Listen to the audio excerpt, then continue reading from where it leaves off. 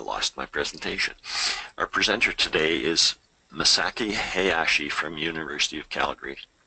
In today's presentation, he will be talking about the hydrology of prairie wetlands, scientific foundation for management and conservation.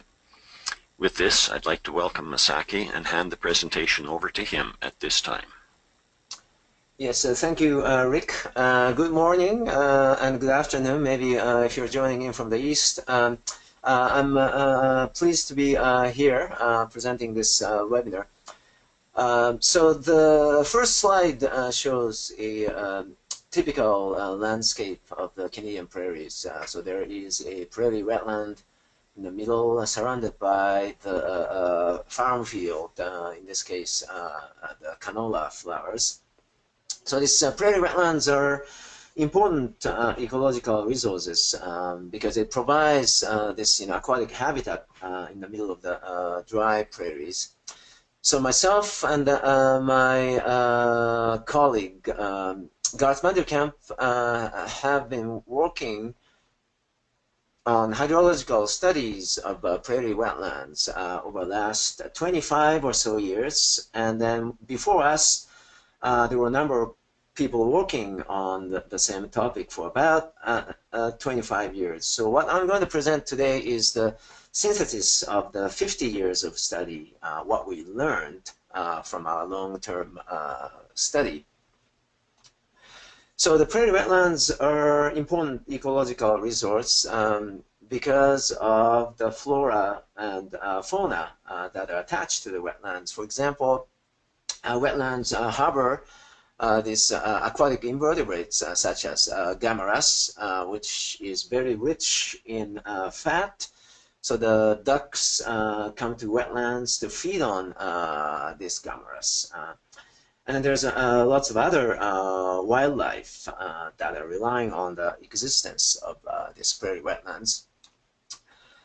So there is there's a lot of prairie wetlands around the city where we live. It's Calgary. So, for example, this is a wetland in the southeast corner of Calgary in a small environmental reserve set aside by the city of Calgary. And then shortly after this picture was taken, this is what happened. So there is a need for the cities to grow, to provide homes for people coming into the city. So we need to develop the lands and build the houses. But at the same time, we would like to ensure that some of the ecological functions of these prairie wetlands are either maintained or restored somewhere else. So this planning decisions need to be based on the sound scientific understanding of the hydrological and ecological functioning of prairie wetlands. So I designed this talk a few years ago for the land planners and managers of the city of Calgary with an intent that this will provide a scientific foundation for various managing and planning issues related to the prairie wetlands. So I'll just run very quickly the basic understanding of the prairie hydrology. So this green region on the map indicates the northern prairies region, or in the US they call this region prairie pothole region. So it's got unique characteristics that make this a special environment. One is that we have a semi-arid climate. So the precipitation, annual precipitation in this region is somewhere in the order of 300 to 500 millimeter. And we have a potential evapotranspiration indicating the meteorological demand for evaporation running at about 700 or 800 millimeter per year. So in terms of meteorology, we have a deficit in moisture. We have a very cold winter, well, at least we used to have. So sometimes the temperature goes down to -30, and that freezes the soil down to a meter, and some years down to 1.5 meters. So the frozen soil is an important feature of the prairie hydrology.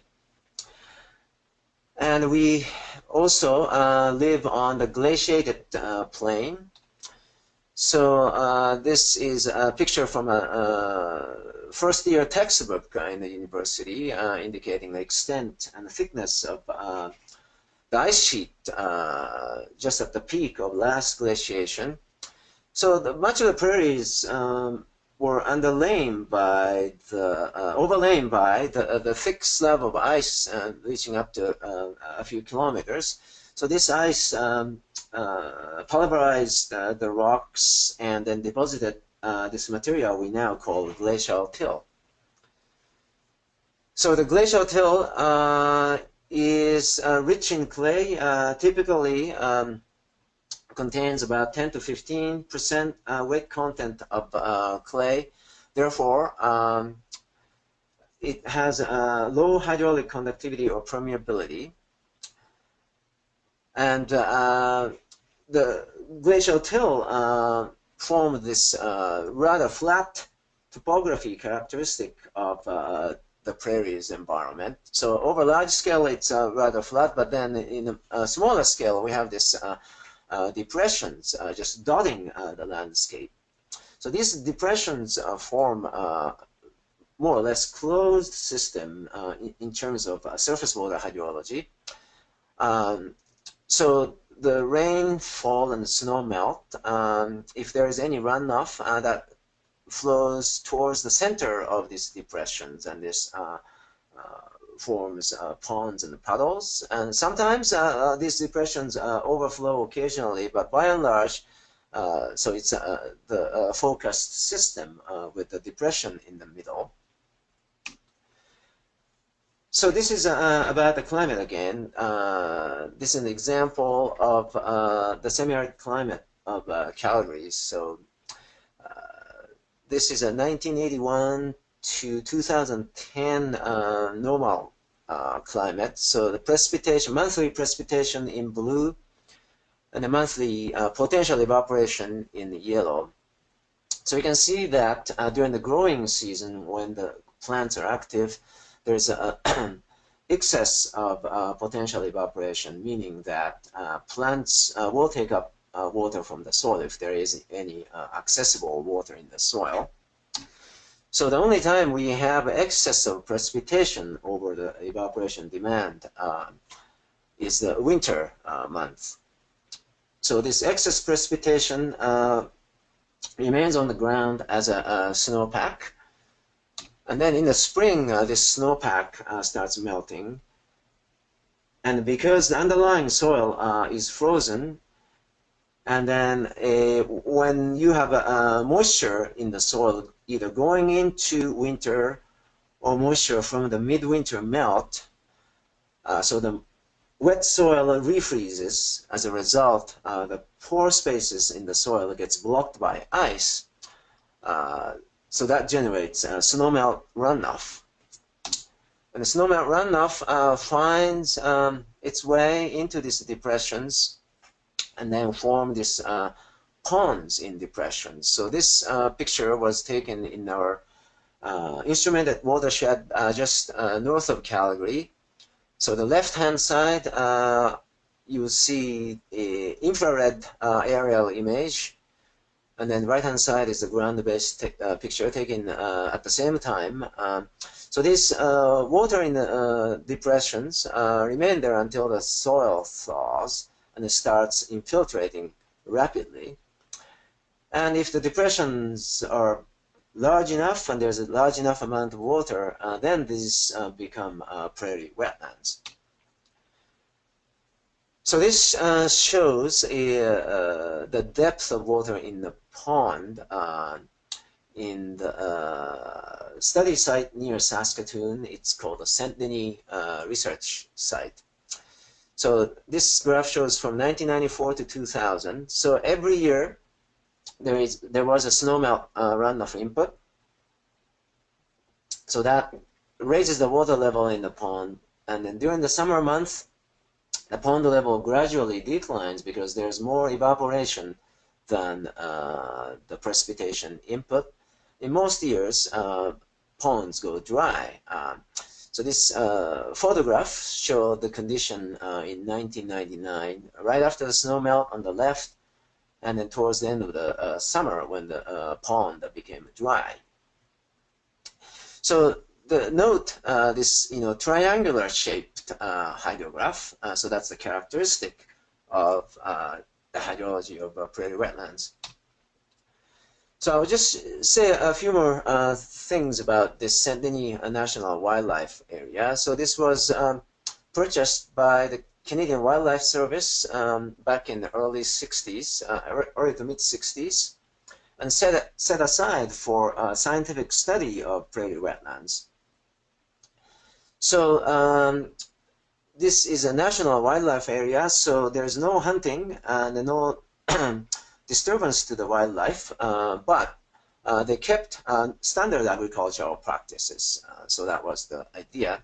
So in this 1.5 section of land, over 100 prairie wetlands exists. So one section of land is 1 mile and 1 mile. So that's just kind of basic land accounting unit in the Western Canada. So I'll just show you in the next slide the long-term water level data from 2 wetlands. 109 is a small wetland, and 50 is a much larger wetland. So 109 in blue and 50 in yellow. So this is the condition prior to 1993. So that's when I arrived at the scene as a young PhD student. The objective of my PhD work many years ago was to figure out, what controls the permanence of ponds in these prairie wetlands. So in the top graph, you see 109, the smaller wetland. So it has a seasonal pond. So by and large, every year, the pond level goes up in spring and then goes back down by the summer. So the pond is seasonal. On the bottom panel, you see a larger wetland that has a semi-permanent pond. So there is a seasonal fluctuation, but most years, the pond actually survived the summer evaporation and then had water going into winter. And then early 1990s, they start, drying up of this semi-permanent pond. So because they know that the population of ducks, the number of ducks in the prairies had a strong correlation with number of ponds. So this was a bit of a warning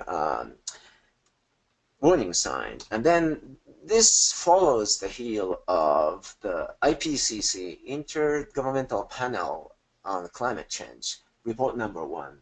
So the climate change was on the radar screen for many scientists. So the semi-permanent pond is drying.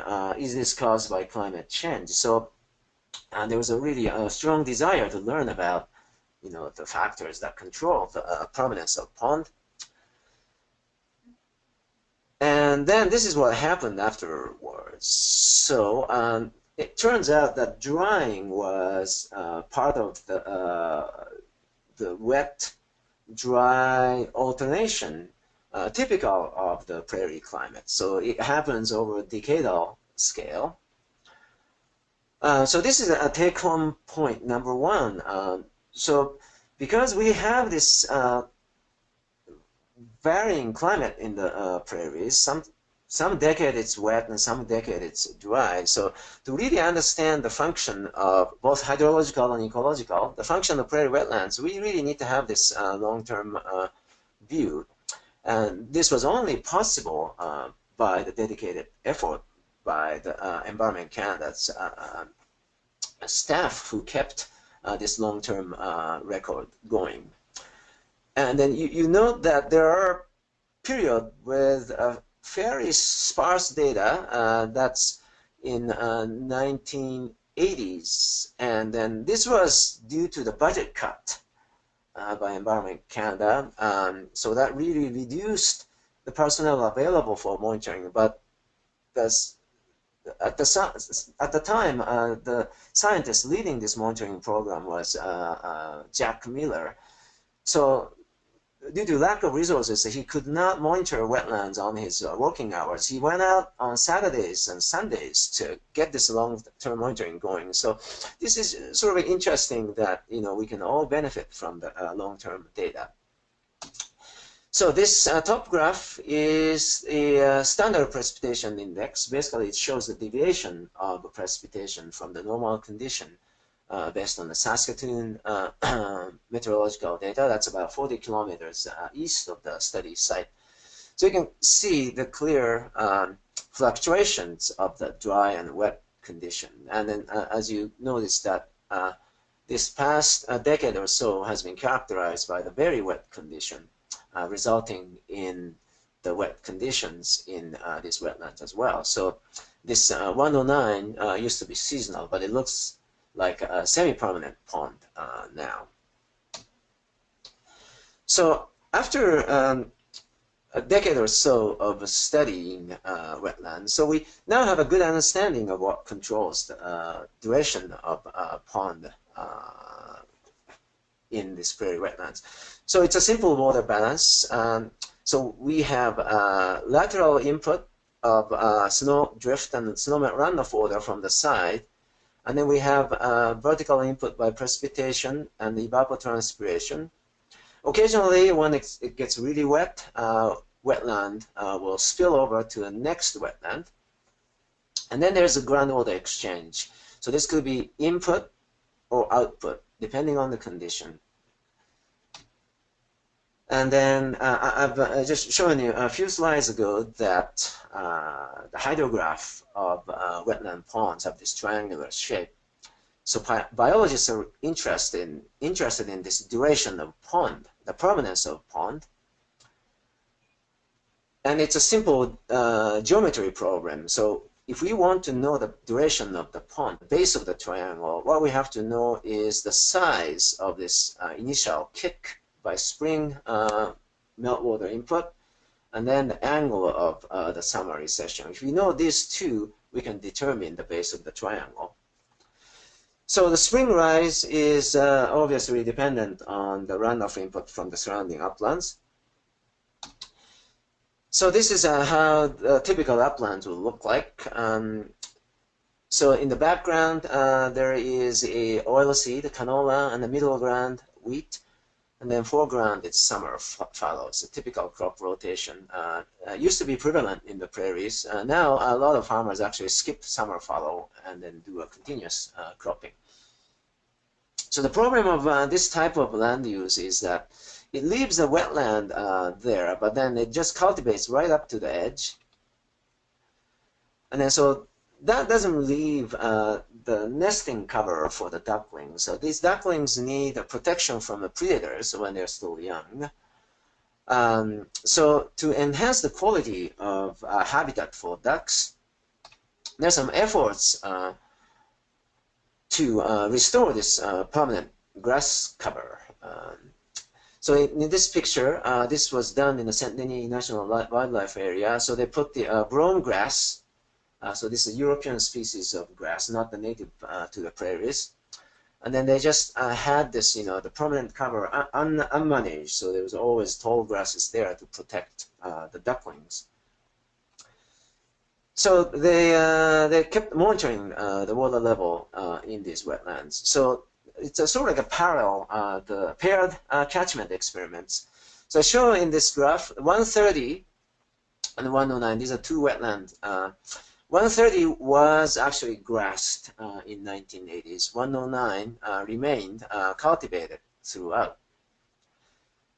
So both have a similar size and similar catchment size, and then doesn't look too different up until 1980s. And then grassing happened in 1983. For a few years after that, there didn't appear to be any change, so the things were just normal. So now the ducklings got nesting cover, the wetlands are still there with water, so ducks are happy. And then this is what happened in the ensuing years. So the water supply to the wetland located in the grass catchment stopped. So basically, the snowmelt runoff stopped after a few years of grassing. So something must have happened in that 3 or 4 years that changed the characteristic of the wetland catchment. So because it took several years to change, so this is related to the change in the soil hydraulic property.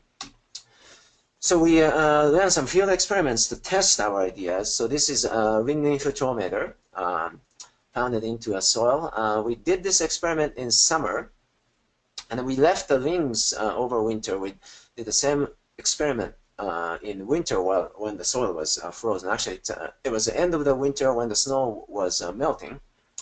So this graph shows the results of our ring infiltrometer experiment. So the grassland on the left and the cultivated land on the right. So under unfrozen condition in summer, the average infiltration rate in the grassland was very large, 300 millimeter per hour on average, and a large standard deviation. So this represents the statistics for 11 samples. On the other hand, the cultivated field infiltration rate was low. And then experiments done in winter. So in both sites, the amount of infiltration reduced due to the blockage of pore spaces by ice. But in the grassed field, there's still enough of infiltration capacity to accommodate snowmelt water infiltration. And the cultivated land infiltration capacity became low, so this would have generated runoff.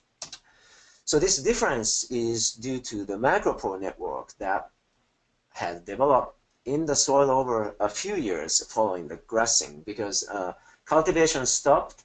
So cultivation would have disturbed these micropores every year, but then that was eliminated, so the micropores started really developing. So this goes to show the importance of the upland land use and the importance of considering hydrology of uplands in the hydrology of wetlands. So I've talked about this spring rise. So another important part that determines this duration of pond or hydro period is the recession rate. It turns out that the recession rate is strongly controlled by groundwater exchange. So in order to understand the groundwater processes in the prairies, we need to understand this hydraulic property of glacial till. So the till, as I mentioned, is very tight with clay. So the hydraulic conductivity is rather low, measured in a few centimeters per year when it's not altered. But in the top 5 or 6 meters, the macropore network and the fractures and cracks at the secondary features that really raise the hydraulic conductivity. So you have an active zone of groundwater flow in the top 5 or 6 meters, and then below that is the zone of inactive groundwater flow. So this is a schematic showing the land surface, and then there is a transition from high hydraulic conductivity to low hydraulic conductivity at about 5 or 6 meters depth. And then this is the water table extending from a pond in the middle. So the active groundwater flow occurs in the saturated zone above the low permeability boundary, so in this zone. So that really promotes the exchange of water between the pond and the riparian fringe, where the vegetation is extracting the water by evapotranspiration. And then this deeper groundwater is a minor component as far as the wetland water balance is considered. So let's show you a picture. So this is a wetland pond and the riparian trees around. So 1 year we monitor the pond water level in blue and then the groundwater level in the riparian fringe in the yellow and just outside in green. So you see that the water level is lower in the riparian fringe and outside, indicating that flow of groundwater is from the pond outwards. And then this diurnal fluctuation in water level indicates the diurnal water uptake by the vegetation growing around the fringe. So Jack Miller, this scientist, who started a long-term monitoring program, had lots of program in the 70s. So he monitored recession rate upon the water level when there was no rain at many places, several sites. Each site had dozens of wetlands. So this shows from results from one site near Saskatoon, 35 wetlands. So the vertical axis is the recession rate, and the horizontal axis is the ratio of the shoreline of the pond over area. So basically, it indicates the relative strength of the riparian water uptake over normalized to the area of the pond. And then if you assume a circular pond, so the shoreline area ratio corresponds to the diameter of a pond. So when the pond is as big as 500 meters in diameter, so the value of recession rate is similar to the open water evaporation in summer months. So we can fit this regression line to understand the effects of this riparian uptake. So simple model. So there's a central pond, and there's a riparian ring with the width W. So the intercept of this regression line indicates the open water evaporation, and this angle of regression line is determined by the width of the riparian fringe. So this model assumes that the riparian vegetation is evaporating or transpiring at the potential rate, the same rate as the open water evaporation from the pond. So we looked at Jack's data from several sites. So they all kind of fell in this, 10 meter or a little less than 10 meter for this riparian fringe taking up the evaporation. So we ran simple water balance model. So again, it's the same model, the open water evaporation from the pond, and then evapotranspiration from riparian fringe, and then 10-meter wide ring. So precipitation minus evaporation is equal to the change in volume of water. So we ran this simple water balance for two ponds. One is a small one, 2,400 meters squared, and another is a large one, 30,000 square meters. So we start with initial spring pond depth of 1 meter, which is a typical value in Saint-Denis. And we used precipitation scenarios, high precipitation scenario from 2005, and low precipitation scenario 2007. So this number indicates the total precipitation during the growing season. And we used average evaporation of about 600 millimeters spread over April to September of growing season.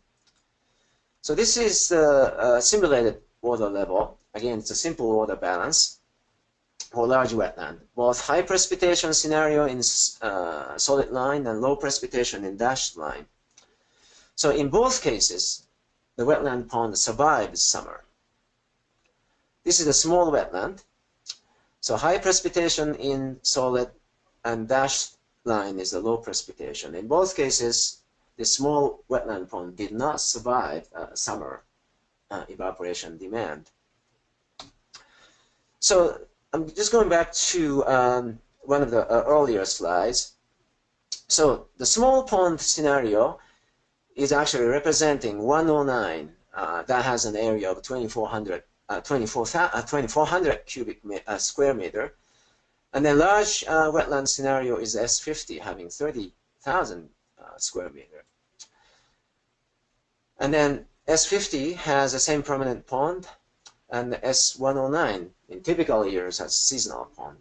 So the permanence of wetland is largely determined by this water uptake by riparian fringe. So when you have a small pond, riparian water uptake can have a major effects that really speed up the drying of pond in summer. Where you have a larger pond, it is less susceptible to riparian uptake. So this S50, it's called a semi-permanent pond. But so this 1997 was a wet year, so you got this large pond, and 2001 was dry year. So this doesn't even look like the same wetlands. So again, depending on which phase of the wet-dry alternation you are in. So these two same wetland has completely different ecological functions. So just a few words about the groundwater process. So this is model was proposed by Al-Lizi in 1971. So it classifies the wetlands depending on the landscape position. There's a recharge wetlands perched up on the highland, discharge wetland on the low part, and there's a flow-through one in the intermediate position. So you see that there is a groundwater flow line connecting this recharge wetland to discharge wetland. So indicating that there's some groundwater input here and the groundwater output there.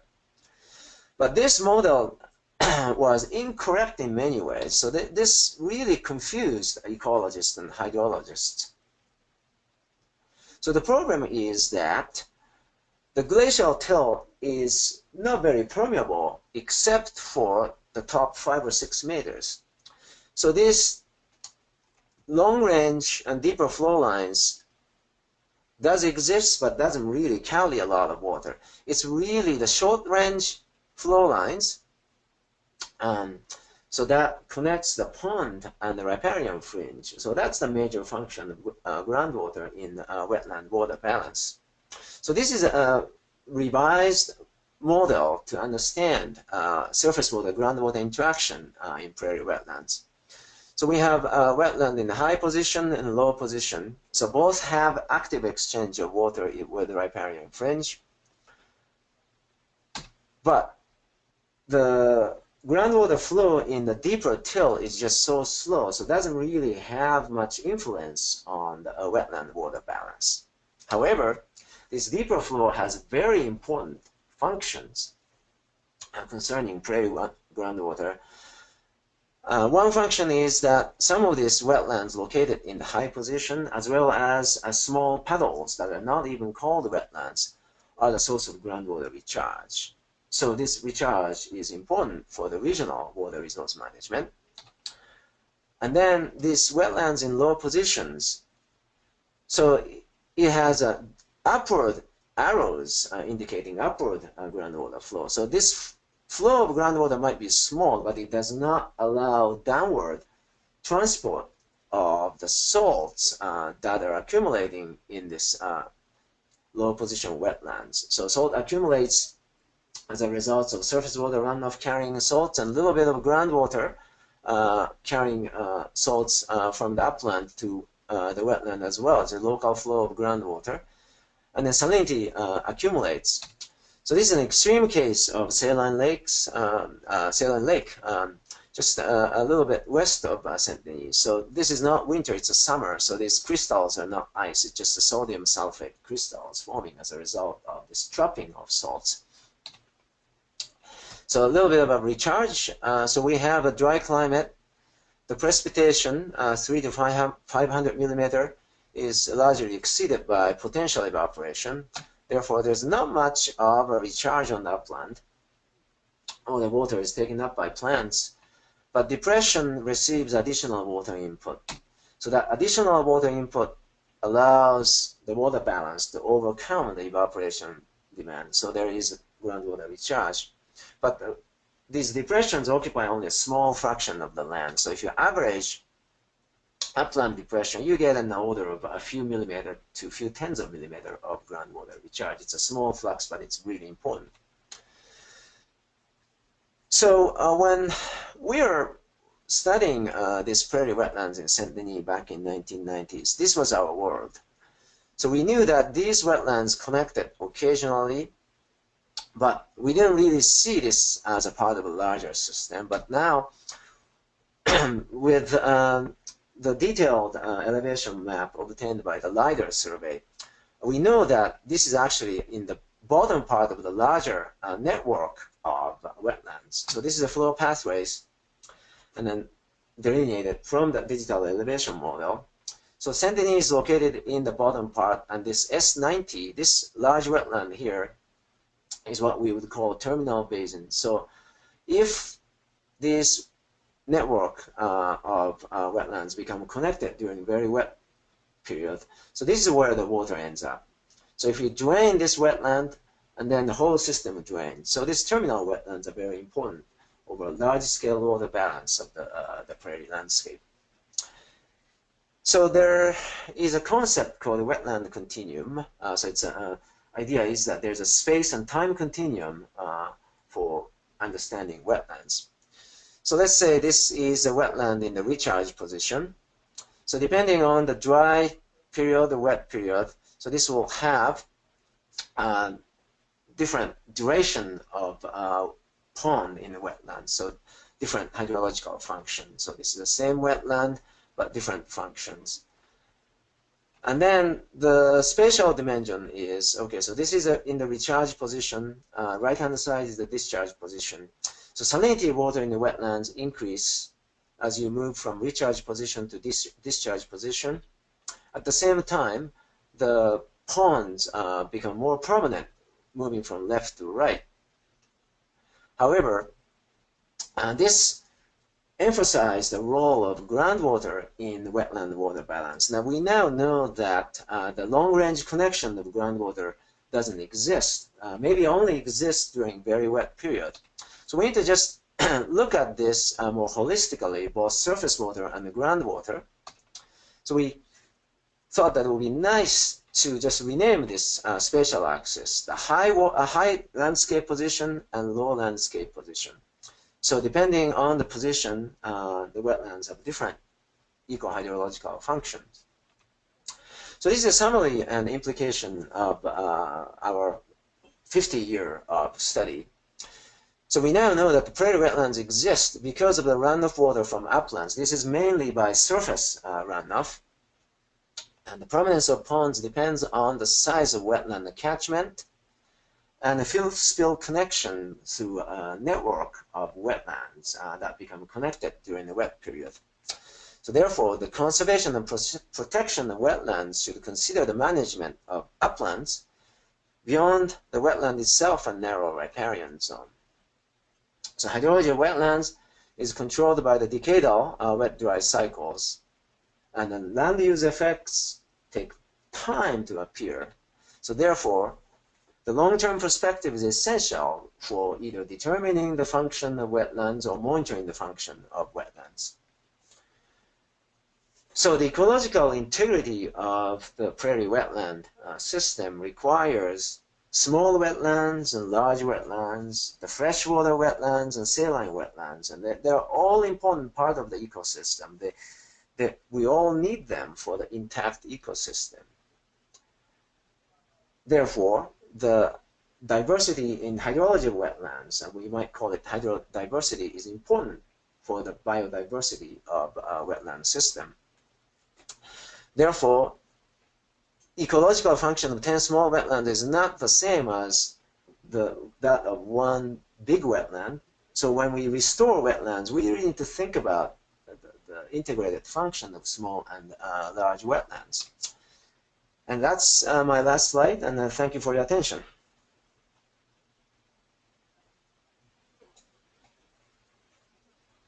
Thanks, Misaki. At this time, I'd ask the audience to type any questions or comments they might have in the question panes on their panels. I'll give you a couple of moments to do that while I talk about what we're going to do next. A follow-up email containing a link to download the PDF of today's slides will be distributed to all registrants in the coming days. As always, we appreciate your feedback. Let us know what you think. The next webinar that we'll do will be presented by the CWRA Saskatchewan branch on Tuesday, March 7th. And their topic is the Red River flood. Did we learn anything, and what have we done about it? After that, we'll have another Saskatchewan branch webinar, Climate Change and Water, presented by Dave Soshin. And to receive notices for future events, please go to cwra.org. I put it in the chat window. And sign up for our newsletter, or better yet, become a member to get discounted rates for conferences, workshops, and online events like this one. I'm not seeing any questions being typed.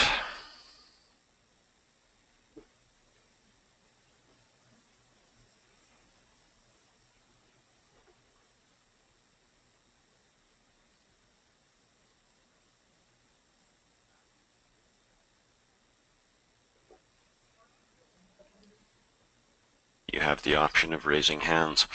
I had a question about the prairie wetlands, Masaki. The linkages between wetlands and the salinity causing in the lower ones. In the irrigated areas, I had one farmer who planted deep-rooted alfalfa all the way around a salinity block. He had a 10 acres that just wouldn't grow anything, and it was getting bigger, so he planted deep-rooted alfalfa all the way around it. And when he was telling me about it, he had done it about 10 years prior, and he said, now I can spit across what's left. So the moisture was being drawn down. And we have a question from ZH. Thank you for the presentation. It was very interesting, from Graham. And ZH just said hi. Do you want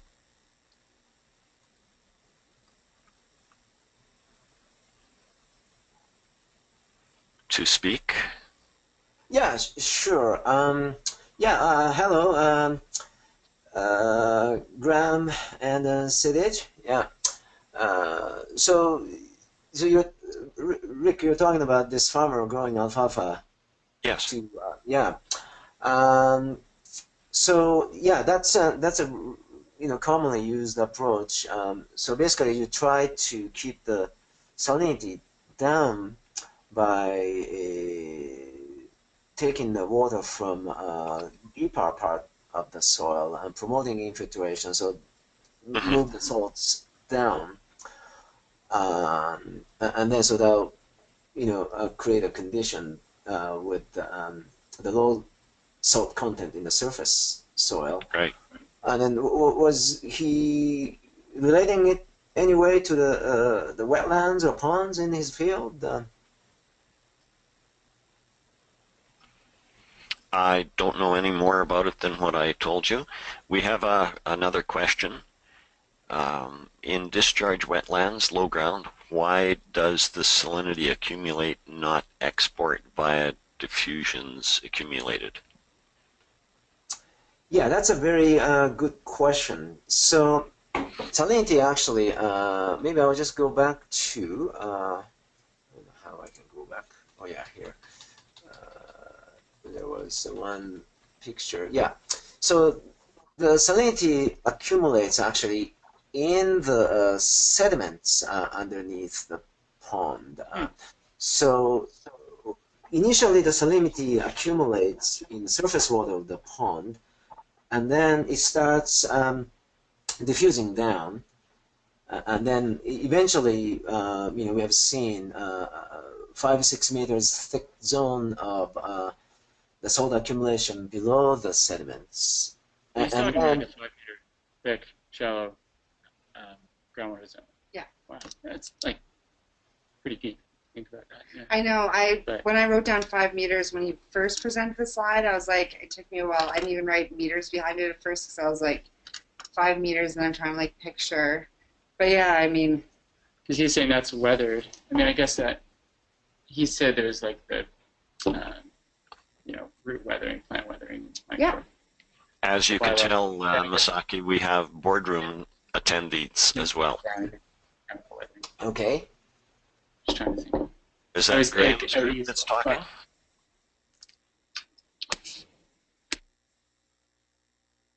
Yes. So Sorry about that. yeah. Microphone was on.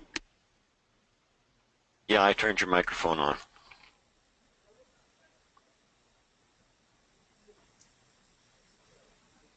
Okay, well, that was an excellent presentation. Thank you so much. We don't have any questions, but the two of us here have been chatting a lot and discussing our experiences with wetlands. Thank you. Well, thank you.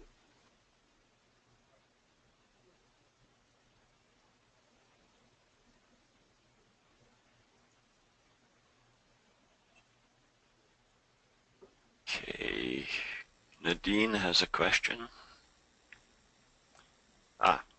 Just thanks for the presentation.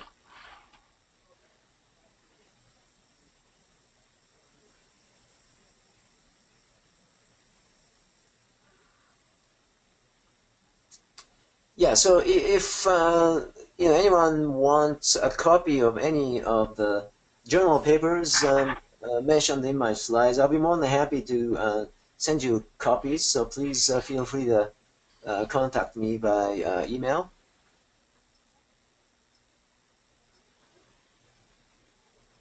Okay, and there was a question of how does the oil and gas exploration in Calgary affect the wetlands? Well, I don't know. That's a good question. Well, one way I think the oil and gas, not necessarily exploration, but development is affecting is taking water from wetlands, let's say for hydrofracking operation. So that's one example I can think of. And then I also heard the cases where the pipeline goes under the wetlands. So these are all the pipelines. So decommissioning of these pipelines are considered as a bit of an issue. How do you decommission these pipelines? Eventually, if the pipeline decays, the abandoned pipeline decays underneath these wetlands, that might cause some problem with the water balance of wetlands. Right.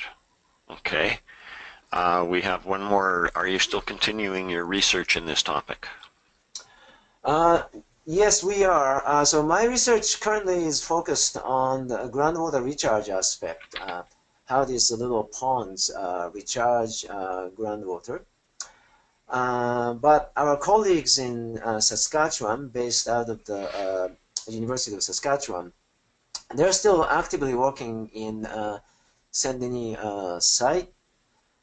And then, of course, biologists are still very active in monitoring and studying the ducks and other wildlife in this study site. Right.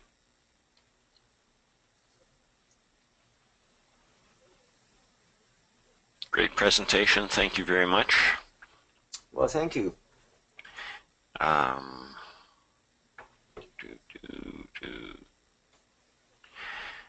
CWRA and CSHS would like to thank you very much, Masaki Hayashi from the University of Calgary for his time and contributions, and thank you to everyone else for attending today. Thanks, everyone. Have a great day.